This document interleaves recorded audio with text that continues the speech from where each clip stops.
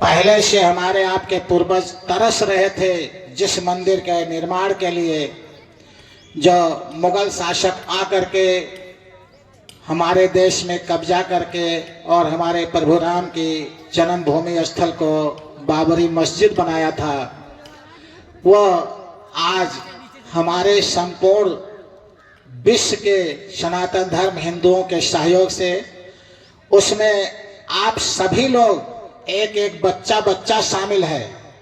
उस सहयोग में कौन शामिल है?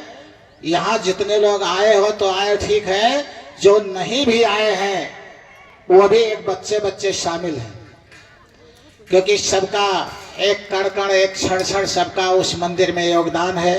हमारी माताएं बहनें भैया लोग बच्चियां जो भी आई हैं, सबका सहयोग से वो मंदिर का जीर्णोद्धार होने जा रहा है। जितने हमारे सनातन धर्म के हिंदू बच्चे बच्चियां माताएं बहनें भैया लोग हैं, उसमें सबका योगदान है। तो उसमें सबको खुशी भी होनी चाहिए, क्योंकि हमारे कई हजार क्या लाखों की संख्या में लोगों ने अपने जीवन का बलिदान दिया। पूर्वजों में 550 वर्षों से तमाम हिंदू का बलिदान हुआ, कटे गए, विध्वंस हुआ, लेकिन आज तक आबाद नहीं हो पाया वह मंदिर। आज हम लोगों की सौभाग्य है जो 5-7 पुश्त से नहीं हो पाया। हमारे पूर्वजों की आत्माएं तरस रही थी हनुमान भगवान राम जानकी के मंदिर को देखने के लिए, रामलला की जन्मभूमि को देखने के लिए, और वो अधिग्रहित था नवाबों के जमानों से, वो कब्जे में था। उसमें बाबरी मस्जिद का ढांचा बना हुआ था, बीच में बहुत लंबी कहानी है।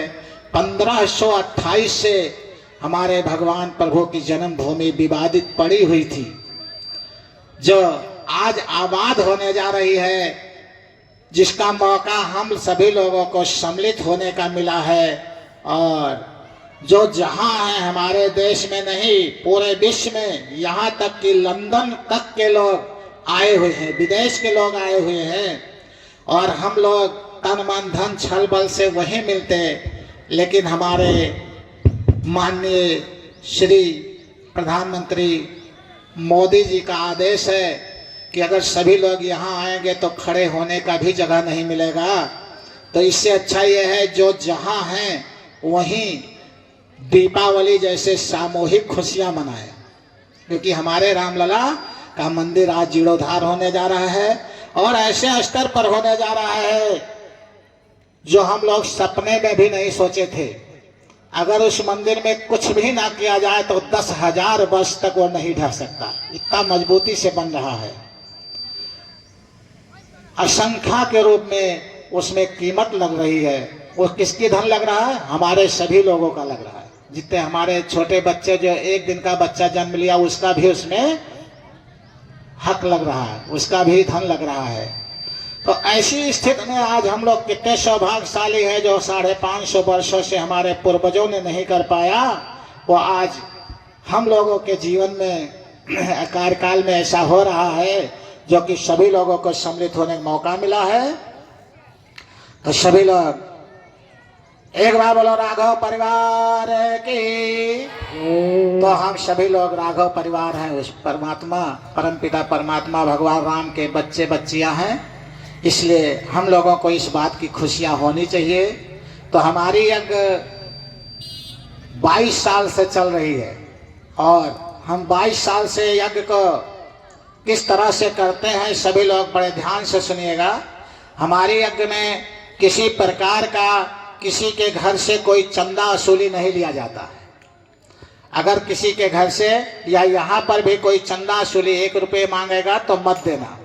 जो भी हमारे दान पात्र में आता है या हमारे कथा में आप लोग लाकर चढ़ाते हैं या जो अन्नदान करते हैं, उसी योगदान से पूरा व्यवस्था चलती है। टेंट है, माइक है, साउंड है, जो हमारे कथावाचक हैं, हम लोगों का खर्चा वहीं से चलता है, जो स्वैच्छिक दक्षिणा होता है। मांग करके दक्षिणा ना लेकर के 22 साल से स्वैच्छिक दक्षिणा से यज्ञ को करते चले आ रहे हैं। और मैया महाकाली और युगाधिपति महाकाल की यज्ञ 33,000 करोड़ देवताओं का आवाहन करके करते हैं। लेकिन हमारे यज्ञ में किसी के घर कोई चंदा वसूली नहीं, यहाँ भी कोई चंदा वसूली नहीं ले सकता।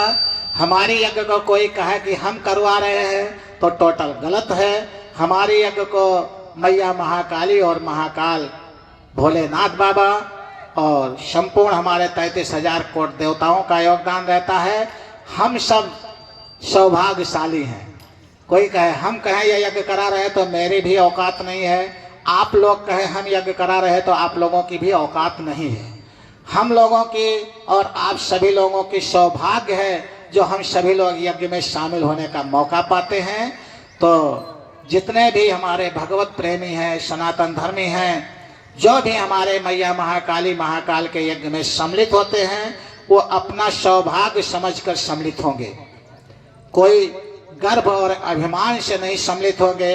किसी प्रकार की किसी के घर या किसी को यहाँ पर किसी से कोई चंदा वसूली नहीं लिया जाएगा। कोई मांगेगा तो गलत है। जो पैसा यहाँ पर आएगा उसी व्यवस्था से, जिसका भी मैया करती है उसी व्यवस्था से यज्ञ किया जाता है। इससे आप लोग निश्चिंत हो जाएंगे। कुछ लोग मारे डर के नहीं आते कि ज़्यादा पैसा खर्चा पड़ेगा, देना पड़ेगा। ऐसा हमारे यज्ञ में किसी से कुछ ज़्यादा नहीं मांगा जाएगा। अपनी स्वैच्छिक दान से सब लोग सम्मिलित होंगे। जहाँ तक मेरी आवाज़ जाती है, सभी लोगों के लिए एक ही निर्देश है कि अपने पूर्ण रूप से 11 दिन तक, जितना हमारे यज्ञ का नियम विधान है वो 11 दिन का है और ये जीवन में एक बार ही मौका मिलता है। तो अपने जीवन का अमूल्य समय 11 दिन का लगा करके अपने जीवन के पूरे इस जन्म नहीं जन्मों जन्म को आपने सुधार सकता है। अब 11 दिन में नियम क्या है? जो भी कलश स्थापना करेंगे माताएं बहनें भैया लोग, उनके संपूर्ण परिवार को लहसुन प्याज नहीं खाना चाहिए। कितना दिन? 11 दिन।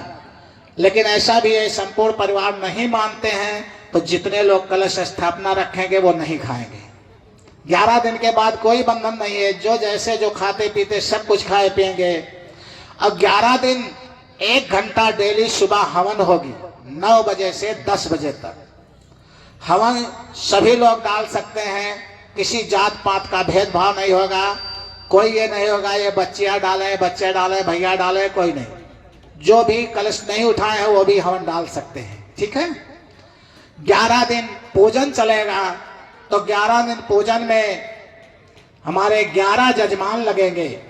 तो 11 जजमान के ऊपर कुछ खर्चा पड़ेगा।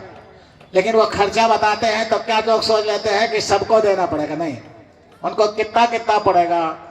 वो जजमान कोई भी बन सकता है, उसमें भी कोई बंधन नहीं है, भेदभाव नहीं है कि वही बनेंगे या वो बनेंगे, सभी लोग बन सकते हैं। तो जो भी 11 जजमान बनना चाहेंगे पहले आगे आ जाएंगे। हमारे जितने मुख्य जजमान बनना चाहते हैं वो 11 आगे आ जाए। पंडित जी लोग आगे आए पहले। हमारे जो लोग भी यजमान बनना चाहते हैं पहले आगे आए।